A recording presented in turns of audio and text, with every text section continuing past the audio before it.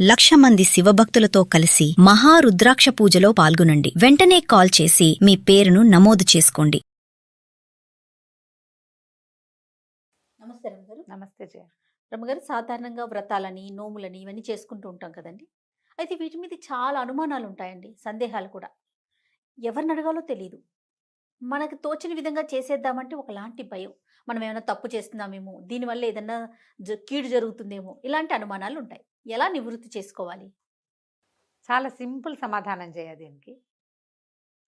ఆ వ్రతం మన ఇంట్లోదే.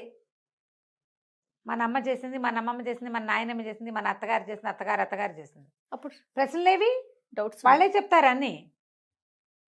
ఇంకా క్వశ్చన్స్ ఏముంటాయి? ఎట్లా చేయాలో ఇంట్లో వాళ్ళకి తెలుసమ్మా.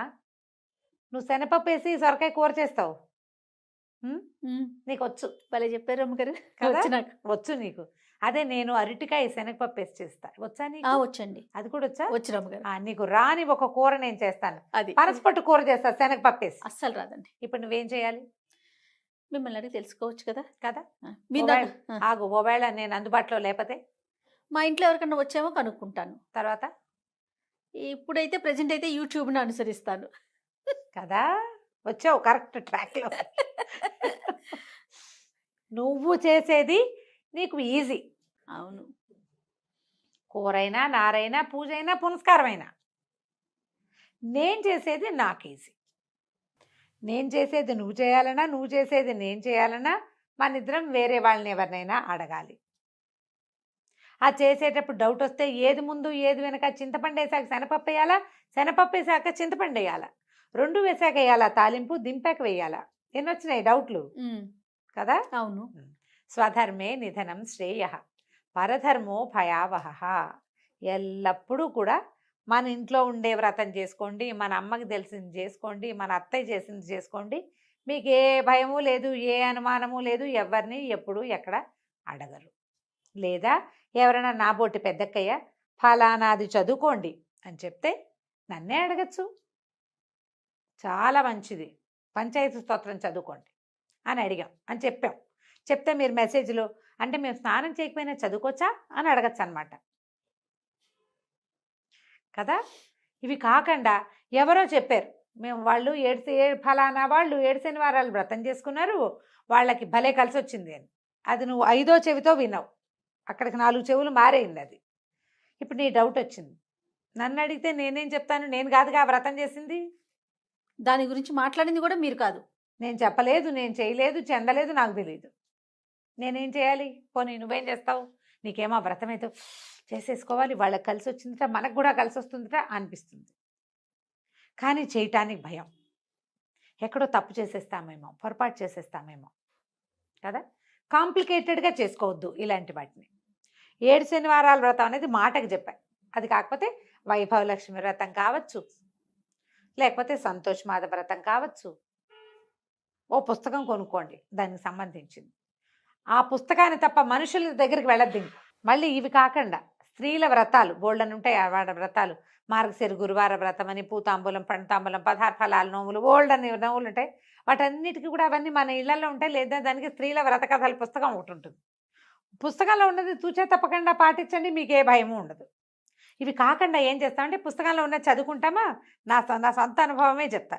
చదువుకున్నాక అందులో ఏవో ఫలానా రాశారు, నేను ఓకే అనుకున్నా. ఒక అక్క ఎవరో వచ్చారు, చుట్టాలు ఆవిడ, ఏదో మాట వరుసగా మేము ఊపిసిపోక మాట్లాడతాం కదా, ఆ వ్రతం ఇలా చేయాలి కదండి అంటే, ఇంకేనయ్యో నయం, అలా చేయటం ఏమిటి, అలా కాదు అని ఆవిడ వచ్చి కరెక్షన్ చేసేసావా ఏంటి?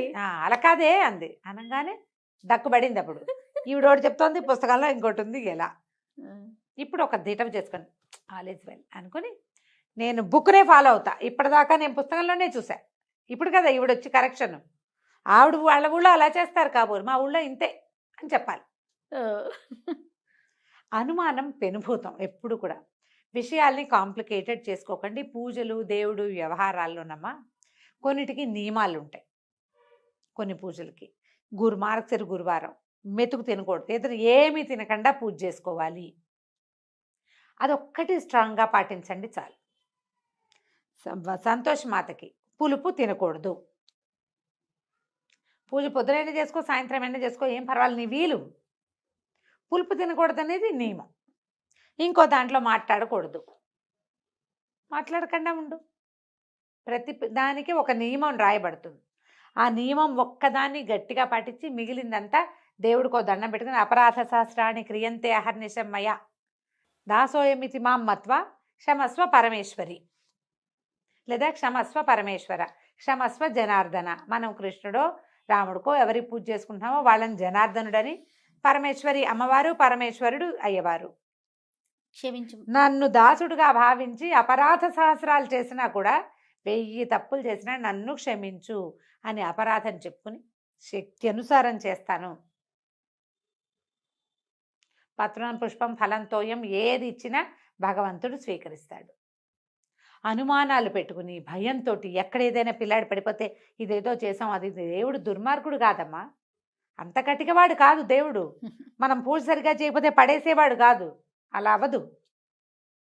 అట్లా కాంప్లికేటెడ్ చేసుకోవద్దు. మీరు ఎవరి దగ్గర ఒకళ్ళ ఇంట్లో విన్నారు వ్రతం, వాళ్ళని వివరాలన్నీ కనుక్కున్నప్పుడు మొదలు పెట్టుకోండి, మీకు భయం ఉండదు. వాళ్ళతోటి టచ్లో ఉండండి. 2 సార్లు చేస్తే మీకే అలవాటు అయిపోతుంది. లేదా కొత్త వ్రతాల జోలికి వెళ్ళబోకండి, మీకు భయాలు ఉంటాయి. నిన్న ఒక విషయం విన్నాను నేను. ఇన్ని చేసినా దేవుడు మా ఇంట్లో నెగిటివ్ ఎనర్జీ పోవట్లేదని. ఇన్ని చేయటం అంటే ఏమిటి? రోజువారీ దీపం పెట్టడము, దేవుడికి అరటిపండు పెట్టడము ఏమిటి? ఏమన్నా పగలు తీసాం మనం, అది పెద్ద పూజ? నువ్వు బ్రహ్మాండం పగలగొట్టేంత పూజ చేసినా అది పూజ కాదు. భగవంతుడు ఇచ్చినవి ఆయనకే చూపిస్తున్నావు నువ్వు. మన్ని పుట్టించినందుకు భగవంతుడి పట్ల కృతజ్ఞతగా ఉండాలి. ఆ కృతజ్ఞత చూపించే విధానంలో నువ్వు ఒట్టిగా దీపం, ధూపం, నైవేద్యం, పంచోపచారాలు చేస్తావా? లేదా నీకు సమయం ఉండి నోటి నిండా 4 ముక్కలుండి షోడశోపచారాలు చేస్తావా? లేదా నీకు బాగా డబ్బులుండి నీకు చాలా అవకాశం ఉండి నువ్వు బోల్డంత పూజ, 1,00,000 పత్రి పూజ, 1,00,000 పుష్పార్చనో, 1,00,000 కుంకుమార్చనో చేస్తావా? అదంతా నీ సంతృప్తి కోసం చేస్తావు, నీ తృప్తికి నువ్వు చేసుకునేది. దేవుణ్ణి ఇంత బాగా అర్చించాను, భగవంతుడంటే నాకు అత్యంత ప్రీతి, ఏ మహోన్నత శక్తి అయితే నన్ను పుట్టించి బతికించి నడిపిస్తోందో దానికి నేను చూపించే కృతజ్ఞతగా చూపిస్తావు. కానీ అవన్నీ చేశాను కాబట్టి బార్టర్ సిస్టమ్ లాగా నేను నీకు ఆవకాయ ఇస్తాను, నువ్వు నాకు మాగే పెట్టేవు లాగా కుదరదు. ఇవన్నీ చేసాము, బోల్డ్ అంత పూజ చేసాము. దేవుడు మా ఇంట్లో నెగిటివ్ ఎనర్జీ ఎందుకు ఉంచాడు అంటే ఆయన అడిగాడు నిన్ను, నువ్వే కదా చేసావు అదంతా. ఏదైనా ఒక పాజిటివ్ ఎనర్జీ వస్తుందని చేసుకుంటాం. పాజిటివ్ ఎనర్జీకి పాత్రత నీకు ఉంటే అది వస్తుంది, అంతే. లేదనుకో ఇదంతా నీ అకౌంట్లో ఓ చుక్క కింద పెడతారు. వాకపచ్చ చుక్క పౌర్లే పాపం ఎప్పుడో ఒకటి పూజ చేసింది అమ్మాయి అని చెప్పి ఓ పక్క పెడతారు. తప్పిస్తే ఓ చుక్కే పెట్టబడుతుందమ్మా, ఒక చుక్కే పెట్టబడుతుందమ్మా, అంతకంటే పెట్టబడవు. ప్రపంచ నిర్మాణం ఇలా జరగదు. మనం ఏది చూస్తున్నామో ఒక స్కూల్ ఇన్ఫ్రాస్ట్రక్చర్ లాగా, ఆఫీస్ ఇన్ఫ్రాస్ట్రక్చర్ లాగా నడవదు. ఈ స్ట్రక్చర్లు అక్కడ అసలు నడవు, అది వేరే కథ. అనుమానాలకి లోనయ్యి భయపడి దీనివల్ల దేవుడు ఏదో చేసేస్తాడని అనుకోకండి. మీరేం చేయాలో అది నియమంగా చెయ్యండి. అది దేవుడికి శ్రద్ధగా దండం పెట్టుకోండి. ఈ పూజ వ్యవహారాలు వాటన్నిటి మీదకి వెళ్ళిపోయి అసలు పెట్టవలసిన నమస్కారాన్ని, అసలు అర్పించవలసిన హృదయ కుసుమాన్ని దేవుడికి అర్పించకుండా నువ్వు ఎన్ని ప్రయత్నాలు చేసినా, ఎంతమందిని అడిగినా, ఏం చేసినా ఏ ప్రయోజనము లేదు. ప్రయోజనం కోసం చేయాలంటే ప్రార్థన, నామపారాయణం. నీకు పిచ్చి కోపం వచ్చినప్పుడు తిట్టిపోయకుండా రామ, కృష్ణ, గోవింద, జనార్దన అనుకో. భగవంతుడు మన యందు ఉంటాడు. పూజ మంచిదే, పూజే చేయాలని అనుకోకండి. పూజ చేసుకోవచ్చు. భగవంతుడి పట్ల మనకి ఎంత ప్రీతి ఉందో దాన్ని అంతటినీ వెలిగించవచ్చు, ఆయనకి చెప్పచ్చు. అదంతా కూర్చొని మాట్లాడుకోవచ్చు, చక్కగా చెప్పుకోవచ్చు. మన కష్టాన్ని నిష్ఠూరం చెప్పుకుని నాకు ఇలా మేలు చేసి పెట్టు నాయనా అంటే, నువ్వు అడిగినట్టు కాకపోయినా, నీకు కావాల్సినట్టు కాకపోయినా, నీకు సరిపడంతా ఏదో ఒకటి చేస్తాడు. ఖచ్చితంగా ఇవ్వాల్సిందంతా ఇస్తాడు, ఎంతో కొంత ఇస్తాడు. వీటి మీద అనుమానాలతోటి కొత్తవి పెట్టుకోబోకండి. మనం జనరల్గా టీవీలలో వాటిలో చెప్తుంటారు కదా, ఆ పూజ చేసుకోండి, ఈ పూజ చేసుకోండి అంటే పూజ బాగానే ఉంది, ప్రశ్నలు వచ్చేస్తాయి. చెయ్యాలనిపించేస్తుంది రమ్మగారు, వెంటనే అనుమానాలు కూడా మొదలైపోతాయి. బోల్డన్ అనుమానాలు వస్తాయి. ఆ చేసే వాటిలలో అనుమానాలు రాని విషయాలనే తీసుకోండి మీరు. లేదా నేను ఇలా నమ్మండి, ఒక సెల్ఫ్ సజెషన్ ఇచ్చుకోండి. నేను టీవీలో విన్ చేస్తున్నా, నా బుర్రకి తెలిసినంత ప్రశ్నలు కాదు, ఆలోచించండి దాని మీద ఆలోచించండి. స్టవ్ మీద అన్నపు గిన్నె ఉంది, పట్టకార కనపడలేదు, ఏం చేస్తాం మనం? మసిగుడ్డతో పట్టుకుంటాం. ఓ 2 పేపర్లు మడిచి పట్టుకుంటాం. లేదా కాస్త కాస్త కాటన్ చీర అయితే చెంగుతో, సిల్క్ చీరలతో చేయకండి అమ్మా, కాటన్ చీరతో అయితే దించుతాం.